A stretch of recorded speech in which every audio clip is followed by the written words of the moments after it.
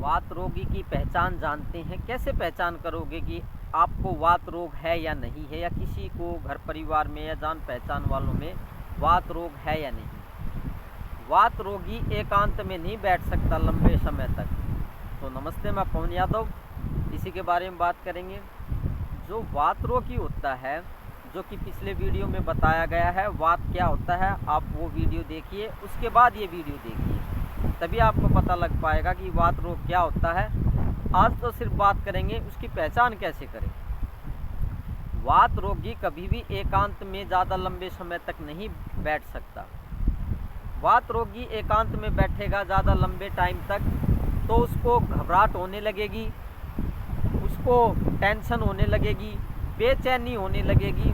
वो समाज में भागने की कोशिश करेगा, समाज में जाने की कोशिश करेगा, तो उसको एक जगह ठहरने में काफ़ी समस्या होती है। जैसे जिसको वात की समस्या नहीं है वो एकांत में लंबे समय तक बैठ सकता है, घंटे, 2 घंटे, 2.5 घंटे, 3 घंटे, 4 घंटे वो आराम से बैठ लेगा, बिना किसी बेचैनी के, बिना किसी टेंशन के, बिना किसी घबराहट के।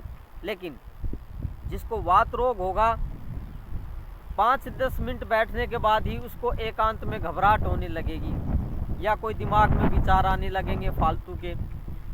तो इससे ये पता लगता है कि वात रोग है। अगर आपको एकांत में बैठने में समस्या होती है, आप नहीं बैठ पाते, या आपको ऐसे लगता है कि मैं यहाँ बैठा रहूँगा तो मेरा कुछ गुम हो जाएगा, मेरे हाथ से कोई चीज़ निकल जाएगी, या मेरे घर परिवार का बुरा हो जाएगा, या मेरे सिवा ये घर परिवार चल नहीं पाएगा, या कोई मुझे नौकरी से निकाल देगा, मुझे नौकरी पे जाना चाहिए, घर परिवार में झगड़ा हो जाएगा, मुझे घर परिवार के अंदर जाना चाहिए, मुझे जल्दी से जल्दी घर पे पहुंचना चाहिए। तो इस तरीके के विचार उसके अंदर चलते रहते हैं कि मेरे बिना ये दुनिया नहीं चलेगी, मेरे बिना ये सृष्टि नहीं चलेगी। इसलिए वो एकांत में नहीं बैठ पाता और उसको होने लगती है घबराहट। और कुछ विचार जो कि मैंने अभी पीछे बताए हैं, कुछ इस तरीके के विचार उसके दिमाग में आने लगते हैं कि मेरे बिना तो ये दुनिया चल ही नहीं सकती, मेरे बिना तो कुछ हो ही नहीं पाएगा, मेरे बिना तो मेरे बच्चे कामयाब नहीं हो पाएंगे, मेरे बच्चे गृहस्थी को नहीं चला पाएंगे, या मेरे हस्बैंड अच्छे से घर को मैनेज नहीं कर पाएंगे, चला पाएंगे। तो इस तरीके के विचार और भी बहुत से होते हैं। ये 1-2 तो उदाहरण दे के मैंने समझाया है। तो इससे ये साफ पता लगता है कि हमें या हमारे किसी दूसरे आदमी को वात रोग है। आपने घर पे देखा होगा, कुछ आदमी ऐसे होते हैं जो, या रिश्तेदार कुछ ऐसे होते हैं, वो जल्दी आते हैं और जल्दी ही चले जाते हैं। मतलब आएंगे 15-20 मिनट या आधा घंटा रुकेंगे और जल्दी ही चले जाते हैं। तो ये समझना चाहिए कि उनको वात रोग की समस्या है। रिश्तेदार आते हैं ना घर पे, कुछ लोग आते हैं वो रुकते भी हैं 1 दिन 2 दिन, लेकिन कुछ ऐसे होते हैं जो जल्दी में ही रहते हैं कि आते हैं और अपनी फॉर्मेलिटी पूरी करके, तीज त्यौहार वगैरह दे करके, कुछ सामान दे करके, पैसे दे करके जल्दी ही निकल जाते हैं। तो ये एक उदाहरण है। इसी तरीके के कुछ बच्चे भी ऐसे हो जाते हैं कि जो घर पे नहीं टिकते हैं, वो ज़्यादातर अपने दोस्तों में मिलेंगे, या फिर कहीं ना कहीं जिम में मिलेंगे, या कहीं ना कहीं ग्रुप में मिलेंगे। भीड़ में ज़्यादा मिलना ये दर्शाता है कि किसी बच्चे को या किसी आदमी को या किसी को भी वात रोग की समस्या है। वात रोग वाला बच्चा भी घर पे ठहर नहीं पाता है।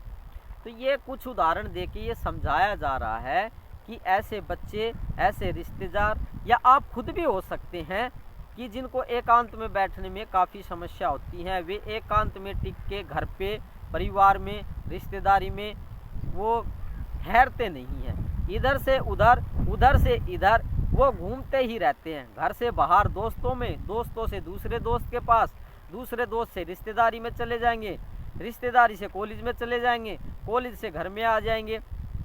ऐसे ही देखा गया घर परिवार के आदमियों में भी ये समस्या होती है। ड्यूटी पे चले जाएंगे, ड्यूटी से घर पे आएंगे, थोड़ी देर रुकेंगे, फिर खेत में चले जाएंगे, खेत में से थोड़ी देर के बाद में कहीं पे हुक्का पीने लगेंगे या स्मोकिंग करने लगेंगे जा करके किसी दोस्तों में। तो एक लोकेशन पे एक जगह ठहरने में उनको काफ़ी समस्या होती है। तो वात रोगी जो होता है उसको भगवत प्राप्ति में काफ़ी बाधा पैदा होती है। ऐसा आदमी या पुरुष या कोई भी हो सकता है जो कि एकांत में नहीं टिक सकता है, तो भगवत प्राप्ति कैसे कर पाएगा? भगवत प्राप्ति के लिए एक जगह पे टिकना, एकांत वासा जरूरी है। एकांत में ज्ञान प्राप्त होता है।